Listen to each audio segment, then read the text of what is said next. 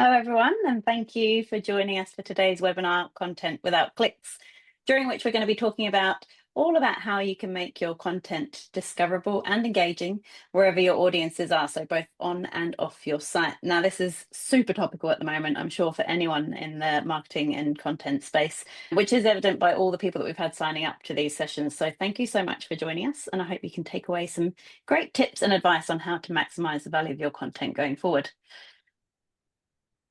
So just some quick intros to your presenters today. I'm Lorna Hegarty. I'm a Director of Content and Comms at Squiz. All of the challenges that we're talking about today are really very familiar. These are all the things that me and my team are contending with. And so I'll be here to share a little bit about how we're starting to tackle them. I'm joined by the wonderful Kat Barrow, a senior consultant here at Squiz. And Kat's working all the time with customers on how to understand and overcome the digital challenges that they're facing. And I'm sure, Kat, this topic is right at the top of that list of discussion points at the moment. Yeah, very much. Awesome. And we've also got our special guest today, who is Brian Gibson. And Brian joins us from the digital marketing agency and analytics platform Digivisor, where he's head of digital strategy. Now, Brian is deeply entrenched in the way things are changing in this space. He's got his finger on the pulse with all the changes across both traditional and AI-driven search platforms and how that's really impacting the performance of his clients' campaigns. So thank you, Kat and Brian, for joining me today. Thanks for having me.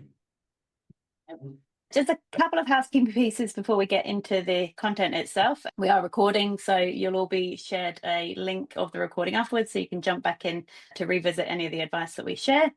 If you have any questions at any point, please just pop them in the Q&A box at the bottom. So if you click on the Q&A icon on the bottom of the screen, pop-up will appear and you can drop your questions in there.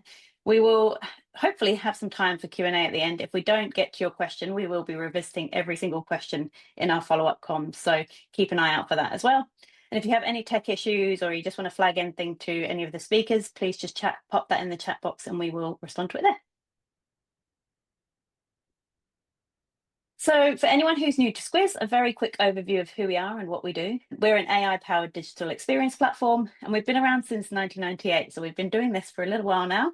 We have offices globally, and our mission is really just to make it easy for marketers to build, optimize, and manage their digital experiences, but also then to free up developers to innovate. We see the challenges that marketing and digital teams are facing at the moment when it comes to their content discoverability. Ultimately, your audiences are starting their search elsewhere, so understanding how to optimize that content and then measure the performance of it across different platforms has really never been more important. So that's exactly why we're here and exactly why we're making sure that we are providing our customers with the support from both a tools and team perspective to see them through this new phase. So we thought it'd be good to start with this stat today, just to really bring home the point that we're making. So 90% of the pages that ChatGPT cites actually rank outside of Google's top 20 results. So what does that mean? Well, really, this proves that traditional SEO success doesn't actually equate to AI search visibility. There are lots of people who will say, if you just get your SEO right, that will then really help with the AI search visibility as well. Just keep focusing on SEO, but you could still rank #1 on Google and be completely invisible to ChatGPT users. So the two channels are using different ranking signals, and optimizing for one doesn't actually guarantee performance on the other. How you fill that gap is exactly what we're going to be talking about today. So we'll be helping you to understand how you do get that visibility across both of those two channels. So how are we going to be doing that? Coming up in the session today, we've got 5 different sections that we'll be talking through. The first being the new content discovery landscape, so really understanding what that looks like. Then we'll be having a look at some of the modern content quality considerations that you should have, how you can optimize your content now, what are the choices that you've got there, how to be discoverable without a massive team, so what do you need to do if you don't have a huge team to be able to put to this, and then of course how you can measure your success going forward. So we will jump into point 1. I'll hand over to you, Kat, to tell us a bit about that new content discovery landscape. Awesome. Thank you, Lorna. The statistic that Lorna was just sharing, and I think just our own experience generally living in the world as it is now, is going to be telling us that the content discovery landscape is really changing. So the way that people are finding content, the way that they're interacting with content, and the way that they expect to be able to discover content has fundamentally shifted. And I think these 3 statistics tell a really compelling story about how that content discovery landscape actually is changing. If we look at that first one, 58% of Google searches are ending without clicks. This is something that we are already hearing from organizations that we work with on a daily basis. They're logging into their Google Analytics and they're starting to see a drop in click-throughs coming from Google. That is because people are starting to do their research and their discovery offsite. So they're using AI, they're using LLMs, and they're doing a lot of that sort of backwards and forwards and deep research phase using those tools rather than bouncing backwards and forwards between multiple different sites and collating that information themselves. So there's a significant drop in traffic coming from those searches because people are able to ask a quick question in Google, get that little AI overview that tells them whatever snippet of information they were looking for, and off they go on their merry way. Now, I think what's interesting and what's probably the most exciting aspect of this change in the journey is that second statistic, which is that people who come from AI search are actually 4.4 times more likely to convert. So yes, we are seeing a drop in traffic and a drop in click-throughs, but the click-throughs that we get are much more likely to convert. And that's because they've already done all of their research. They've done the discovery, they've done the thinking, they've made some decisions, and now they've come through to your site to do whatever it is that they were planning on doing. And so, although there is a lower amount of traffic overall, we're getting higher quality traffic coming through. And that's a real opportunity, provided that we are adapting to that change. And then the last statistic says that around about the year 2028 is when we're expecting AI search to actually overtake traditional search like Google and other traditional search engines, which is really not that far away. But Brian, I think you and I were talking about this the other day, and it could possibly be much sooner than that.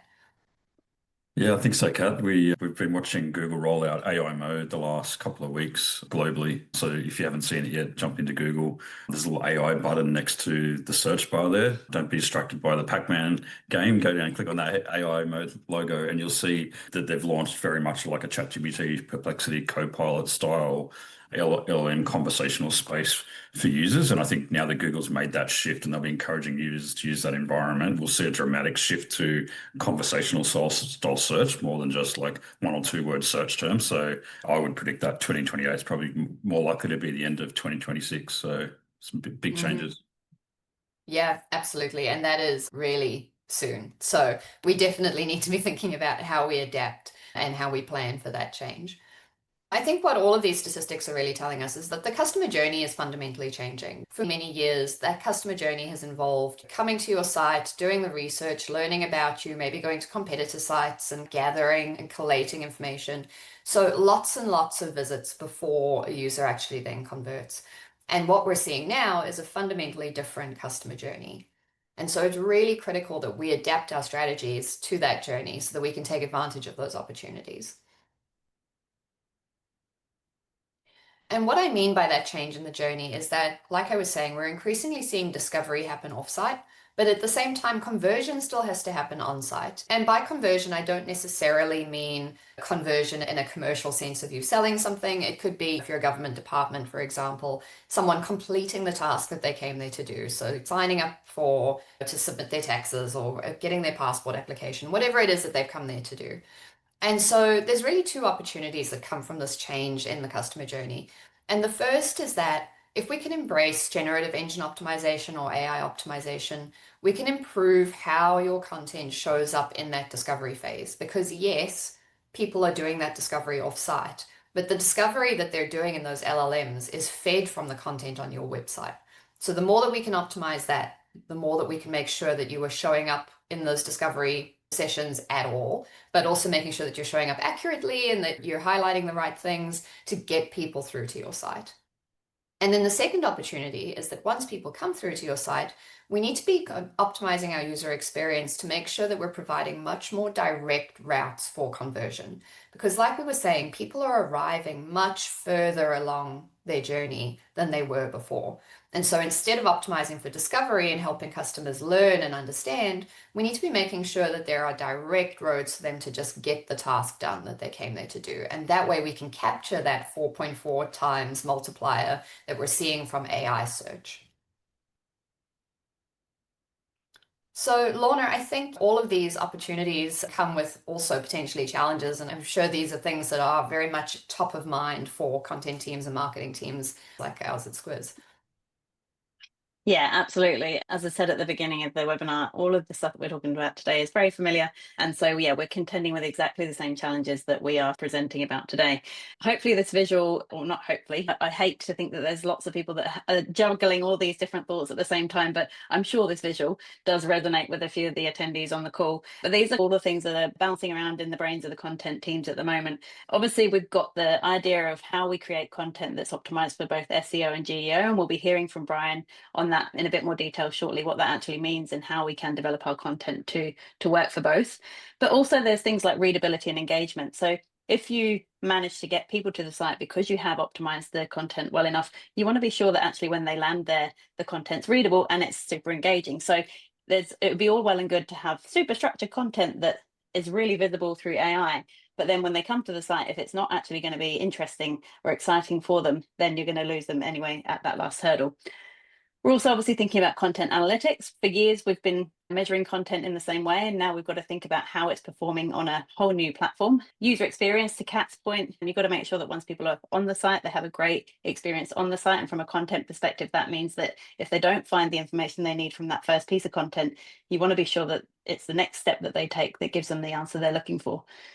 And then obviously across all of this is accessibility and compliance. And yes, by that we mean WCAG standards, but we also just generally mean, is your information accessible to everyone that you want to see it? So are you taking that into account as you're developing the content that you are?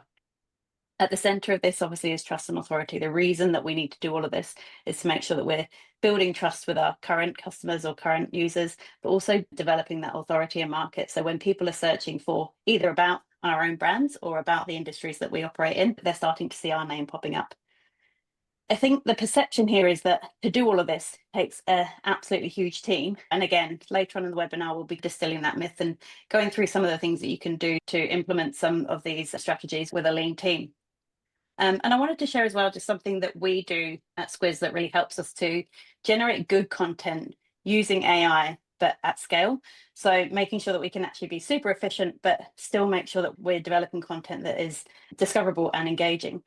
Really, this comes down to having a super deep, detailed and reusable prompt that we can use through AI content development tools to develop each new piece of content that we're working on. We've talked in previous webinars about what you should include in those prompts, and I'm not going to go into too much detail here about those sort of specific instructions. If you didn't see our accessibility webinar, go back and check that out. So there's some more detail in there. But what I wanted to share here is more of the sort of consistency and layering that you can introduce into your prompting that will mean that your content just gets better and better over time. So the 5-tier cake, as I like to call it, has got 5 layers that I think we tend to follow through our prompts that we're developing. So we've got the foundation layer, which is essentially the no change zone. This is the stuff about the business and the product that you never want an LLM to stray away from. It stays the same every single time. You've then got the framework layer. So this is your brand guardrails. So what language do you want to be using? What readability level do you want to be achieving? Who are you talking to at a more kind of general level? And this is where we also build in our sort of SEO and GEO playbooks. So in terms of the structure, the language, the context that the LLM needs to understand to be able to optimize the content for those channels. Next is the customization layer. And this is really where you need to invest your time in each piece. So making sure that it is tailored to the specific audience or the goal that you're trying to achieve with that piece of content, not assuming that one prompt will work for every piece, but actually making sure you've got that customization layer included. I really believe that 1 hour spent on a good prompt is much more efficient than doing a quick blast through an AI tool and then having to spend hours editing it afterwards. The next layer, the 4th layer, is the refinement layer. And this is where a lot of people stop too early, but this is where it really gets to the point of avoiding that AI slop that we're hearing so much about. So after you've had that first draft back from your AI tool, really making sure that you're checking it for accuracy, verifying it and verifying any of the claims of statistics that are included, checking it for brand consistency. Just as the name would suggest, refining it. And then the last layer, and arguably the most important, the icing on the cake, as I've called it here, is the human layer. And I think it goes without saying, and I'd hope it's the same for everyone here now, but we'd never publish anything straight from AI. Our team obviously always reviewed it for that refinement layer, but then we're also running it through all of our SMEs to make sure that it is absolutely accurate and making sure it's validated before it goes anywhere. Now, I've talked about this being the 5-tier cake, but you'll have noticed there was no cake stand. So here's the cake stand. And actually, this is the starting point that we always will start with any brief that we're doing through an LLM. And it's asking the question, what questions do you have before you start this task? So much the same way that you would when you're briefing a content freelancer or working with an intern, you'd never send them off with a brief and hope and assume that they completely understand it. You'd ask them if they've got any questions before they get started. And this is just really a great way to identify any gaps in your brief and in the content that you're trying to develop before you get going. So that is how we are tackling that challenge of creating a lot of high value content at scale. But I'm going to hand off to Brian now to talk a bit about what we need to be thinking about to create that content to make sure that it is showing up in all of the different places that our audiences are searching. Thanks, Lorna. Thank you to the Squiz team for inviting me along to be part of this webinar today. It's definitely an area that I'm passionate about, and we're very passionate about at Digivisor. It's a rapidly changing space. I think there's been more change in the last 12 months than we've probably seen in the last 10 to 12 years. Yeah, it's exciting times.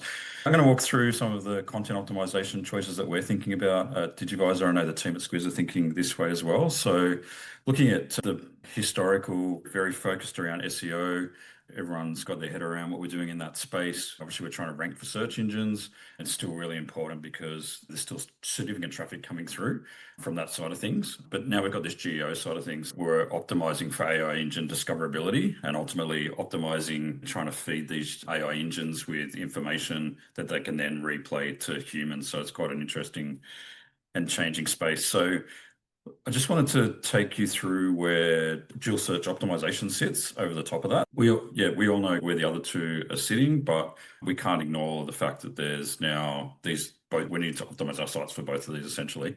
So to think of it as really a two-lane highway. So SEO is driving that visibility on Google, and geo is driving the visibility inside those AI conversational answers. With dual search optimization, on the other hand, we can't just choose one side. We have to drive both, and they actually complement each other. We have a lot of clients that come to us. They've heard the latest buzzword on a webinar or a podcast. We need geo on our site. We need AIO. We need AEO, or whatever it is that they've heard. And we take a look at their sites, and we actually find that quite a lot of them actually haven't done the foundational work on SEO. So it's not like you can just jump in and just do geo. You need to make sure that you're actually doing both. They really do feed on each other. So important to get that right. The other big shift that we see is we're obviously just not optimizing for humans, we're optimizing for machines. So we've got these different discovery channels. They do complement each other. And one of the keys to it is the proper content structure that serves both humans and the AI crawlers. So getting on to the next slide, I'll talk about the sweet spot. So we talk about this convergence opportunity. So it's really where we can do things that are optimized for both AI and for humans. If you think about that sweet spot, getting that balance right. So instead of just optimizing for Google, Bing, ChatGPT, Copilot, and so on, we can actually do things that fix it once and they perform better across both sides. So on the AI side, it's really important to optimize structure, schema, answerability. So making sure that we're giving the answers in a structured way that can easily be recommunicated, I guess, to humans. And the geo aspect. Optimizing for humans means readability, engagement, and really thinking about the UX, so the visual elements of the page. It's not dull at all. And that's where the confidence comes back, because once you fix it once, it performs better everywhere.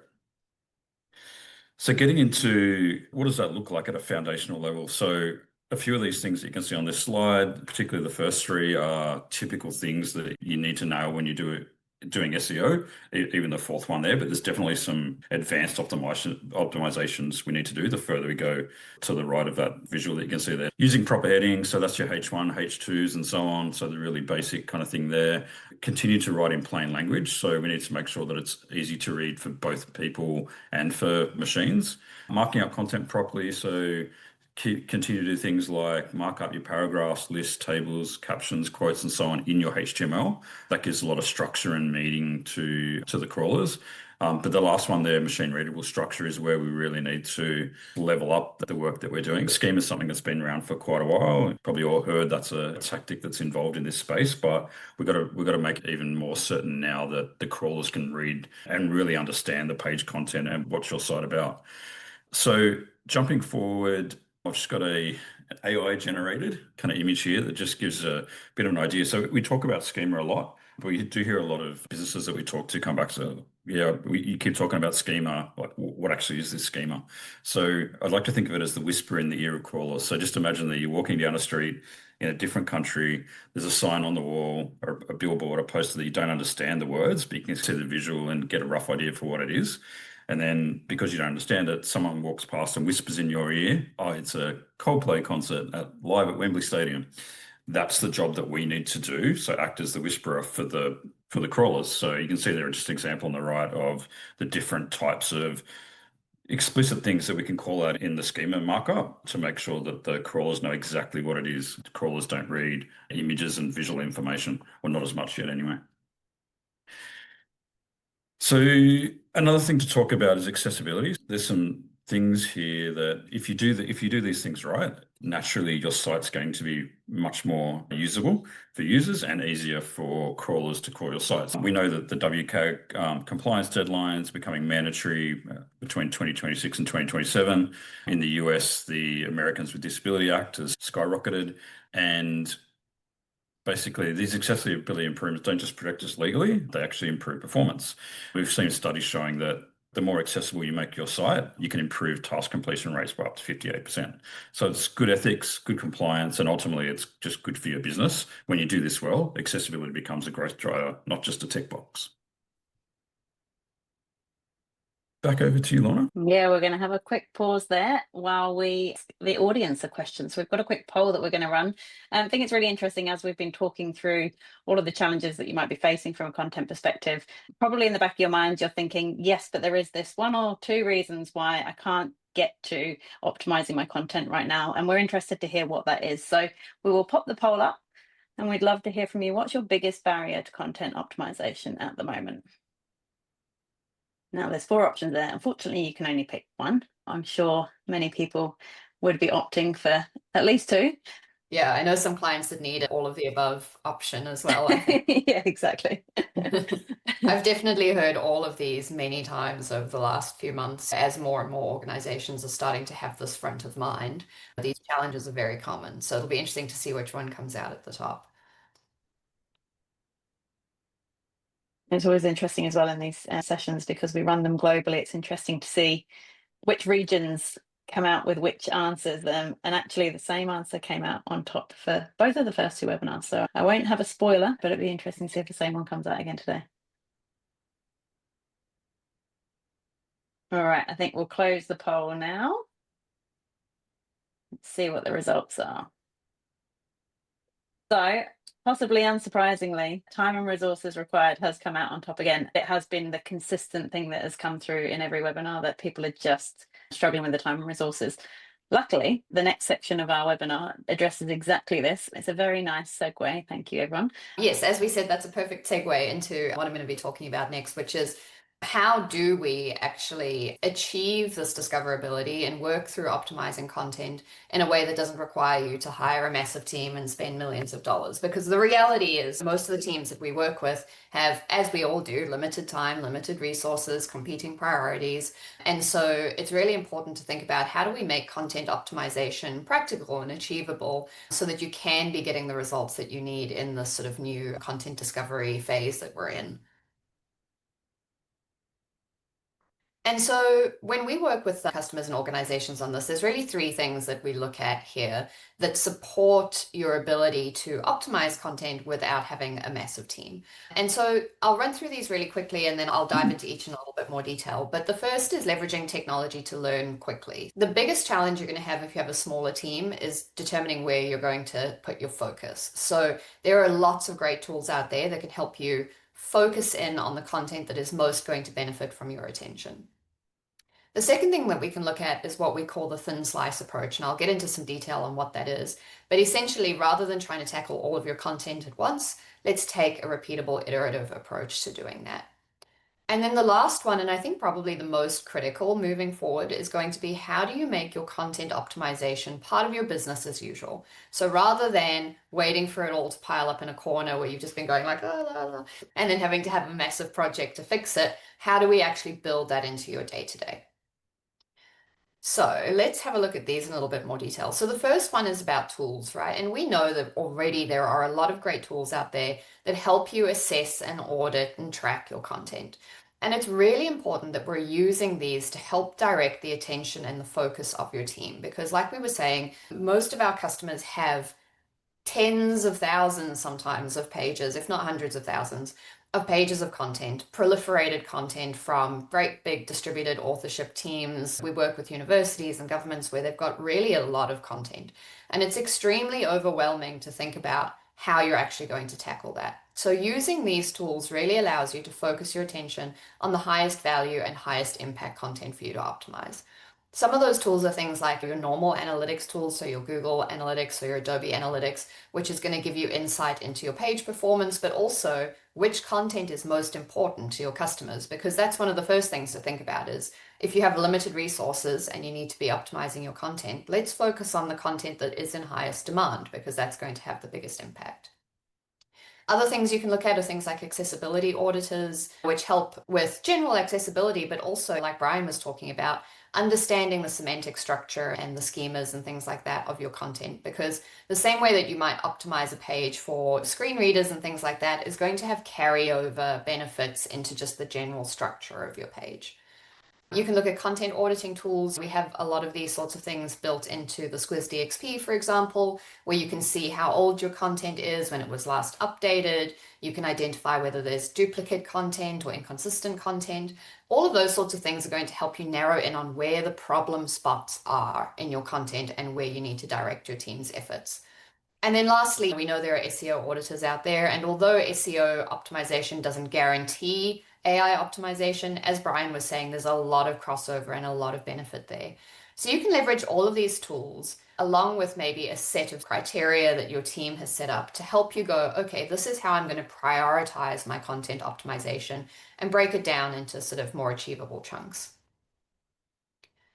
Now, all of that being said, the single best way that we've actually seen to optimize your content for AI is to implement AI on your own site, right? It sounds logical, really, at the end of the day. You're trying to understand how your content is going to perform in an AI environment or an LLM environment.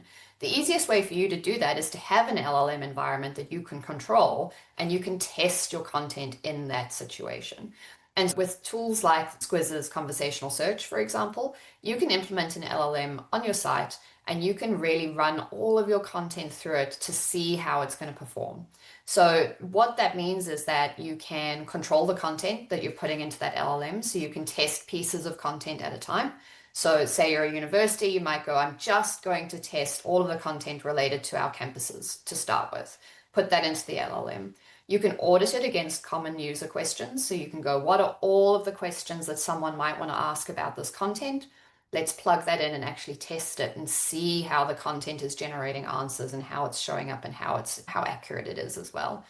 And then once that's actually implemented on your site, you can learn from real user questions as well. So you can actually see what are real users out there asking about your content, because if they're asking it on your website, they're probably asking it off-site in LLMs and ChatGPT or whatever as well. So being able to see what people are asking helps you identify problems and gaps in your own content. And then once you've done all of that, you can really see down to the fragment level how that content is actually performing. And what that allows you to do is identify where you're going to focus your time.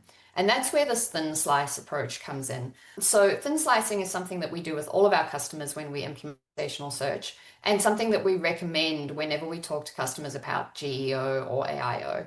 And basically what it is, rather than trying to tackle all of your content at once and eat an entire cake all at once, it's about going, how do we identify thin slices of content that are achievable and practical for you to tackle?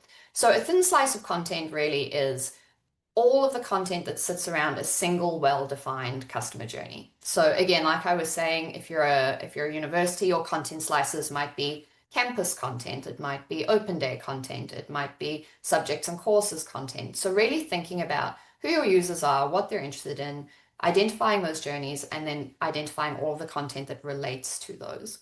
Taking that approach really means that you are breaking down what can be a very overwhelming task into something that's a lot more achievable. And then lastly, like I was saying, once you've done that, that sets you up really well to be able to build content optimization into your day-to-day. And I really think that this is going to be the key long term to having sustainable kind of AIO and GEO practices within your organization, is about finding ways to continually optimize and test your content rather than leaving it to pile up and then doing like massive projects all the time. And there are a few ways that you can do this. The first is to really look at leveraging digital tools that are going to help you find those problems in your content. Like I said, there's a lot of content auditors and things out there that will actually alert you to problems with your content so that you can proactively address them rather than reactively having to do it later. The second is really making sure that you're building capability within your team around content optimization, whether that is working groups or training sessions or best practices that you've implemented, but finding ways to help your team learn about and make GEO part of their day-to-day and part of how they write the content to start with as well. This third one I think is really critical, which is empowering your teams with editing tools that actually reduce barriers to content optimization. And what I mean by that is, I'm sure all of us at some point in time have worked with a CMS or other sort of content editing tools that make it really hard for people to edit the content or just make the task difficult and something that you want to put off. The more that you can embrace tools that make it easy for someone to just jump in there and quickly change the content, quickly update the content, the easier it's going to be for that to be part of your BAU. And then the last one, and I think a really critical one, is having good content governance in place. And what I mean by that, a lot of organizations have brand guidelines and things like that talk about tone of voice or how you phrase things grammatically or whether you use acronyms, that sort of thing. Those governance practices need to be updated to include best practice when it comes to GEO and AIO. That you need to have some of these things really put front and center in those best practices so that when people are creating and optimizing content, they're doing that in an aligned and consistent way. So I wanted to touch on, this is a case study from one of the higher education organizations that we worked with over in the UK.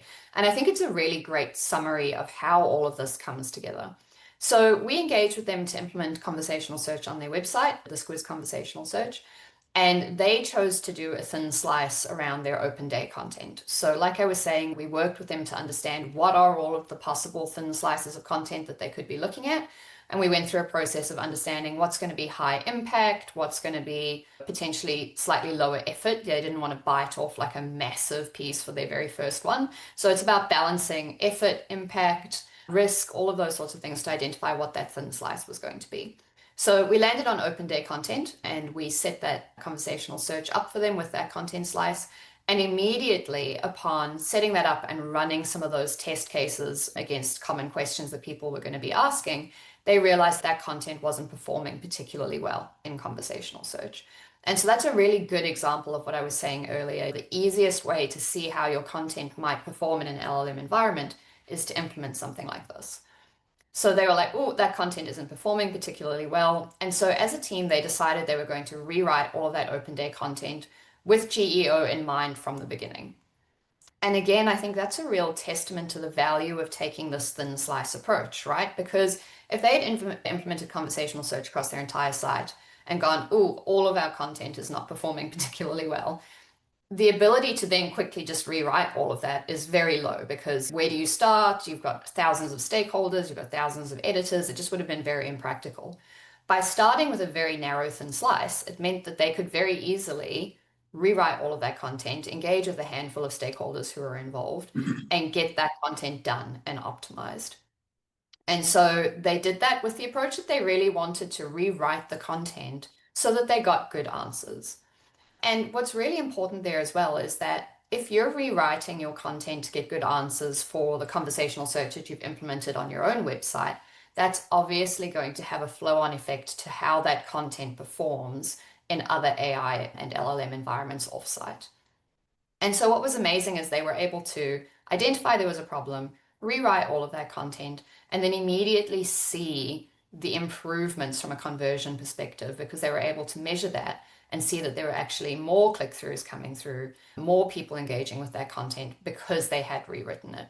And so I think what's really important to take away from this as well, excuse me, is that you can have all of the tools in the world, right? But if your team isn't embracing that mindset and isn't changing the way they think about content to really focus on optimizing for humans and for AI, you're not going to get these sorts of benefits. So this was a really exciting case study, and they are already on to their second slice because they're hooked now. They're like, this is a very efficient way for our relatively small team to get immediate results from an optimization perspective.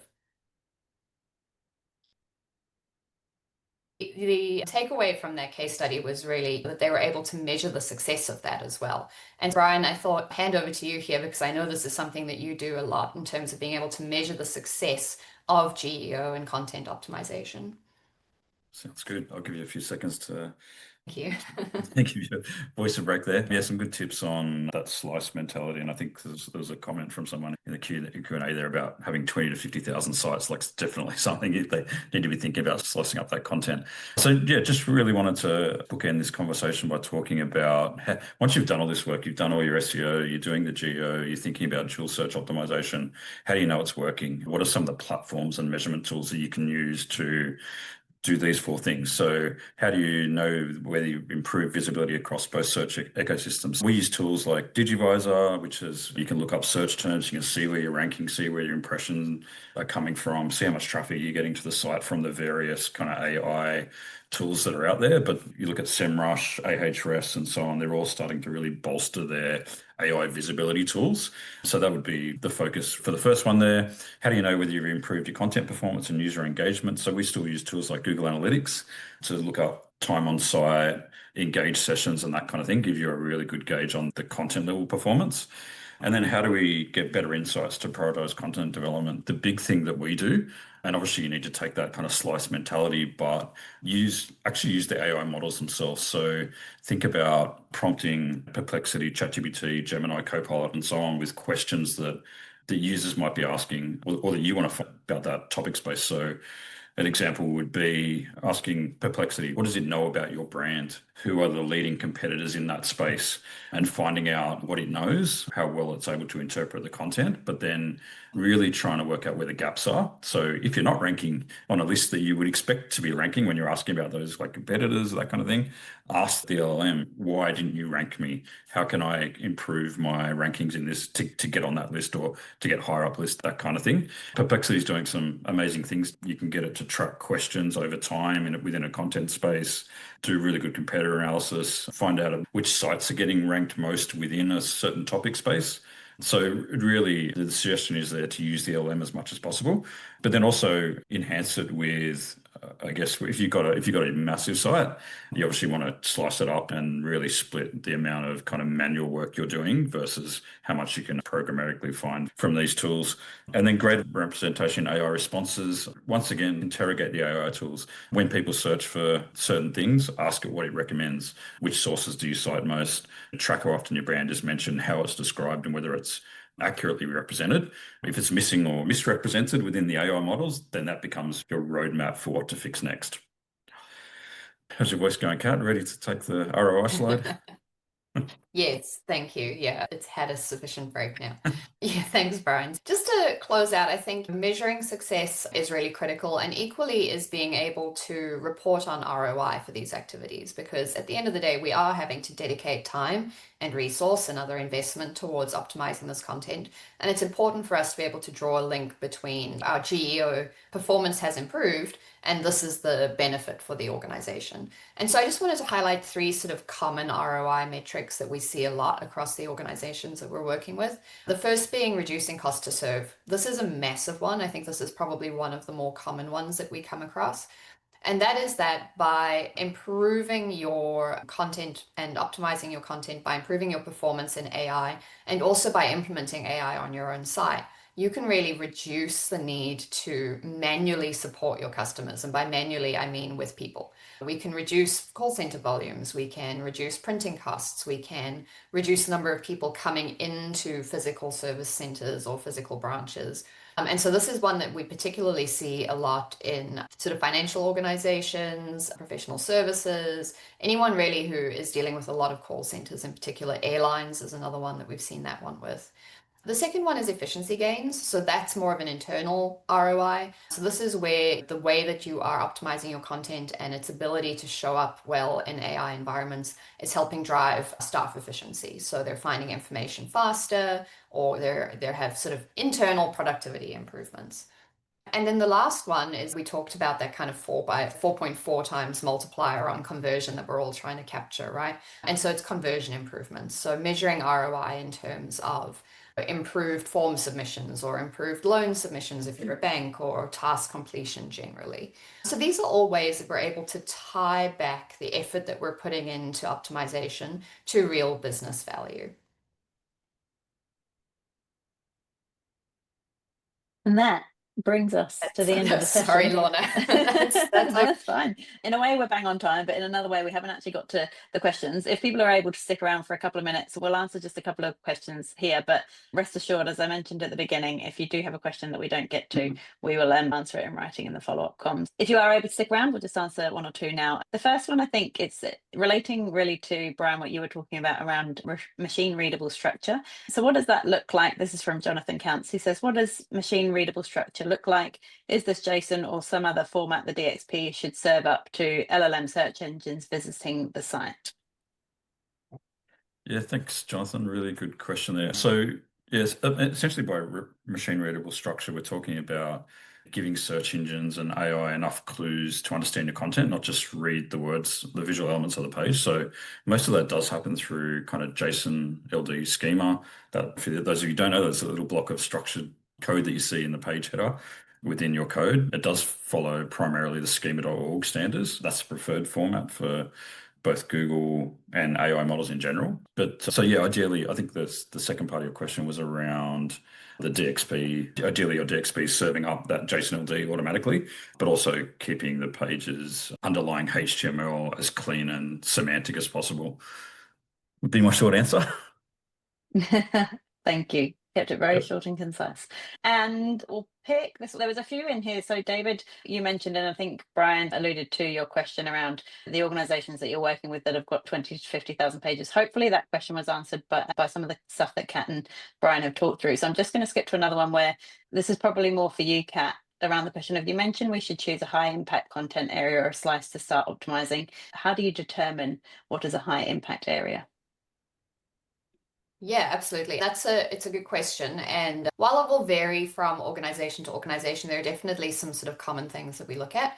So first, is this content that's in demand? So is it content that we know that customers are looking for? And we can learn about that in terms of looking at your analytics. We can learn about that from user research and other kind of discovery activities. But really, is this content that we know that people are likely to be asking a lot of questions about?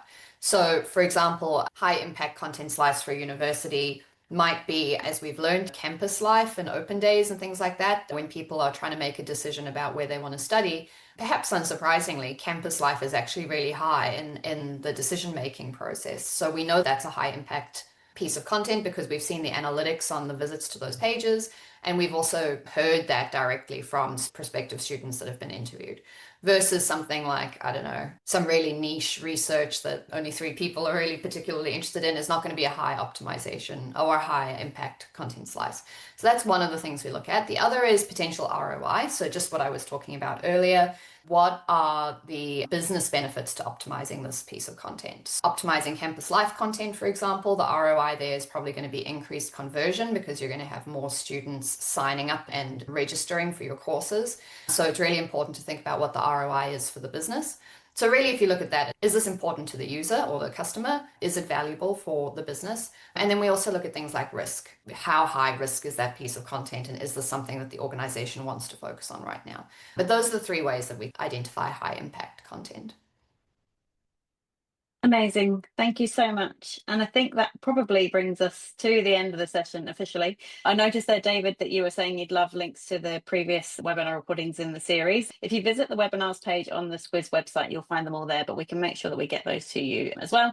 If you've missed any of the previous webinars in this series, which has been largely around how you can implement AI well and doing it properly and making sure that you're considering everything like accessibility along the way as well, please do jump in and have a watch of those. And keep an eye out for future webinars. There's plenty more of this good stuff to come. If you have any questions for any of us today, please do connect with us on LinkedIn. You should be able to go through to our LinkedIn profiles using those QR codes on the screen right now, and do ping us any direct questions that you have. We're happy to answer them. But thank you so much for joining. Thank you, Kat and Brian, so much for your expertise and whizzing through what was a lot of content in a very short space of time. Thanks, Lorna. Thanks, No everyone. worries. Thank you. Thanks, everyone.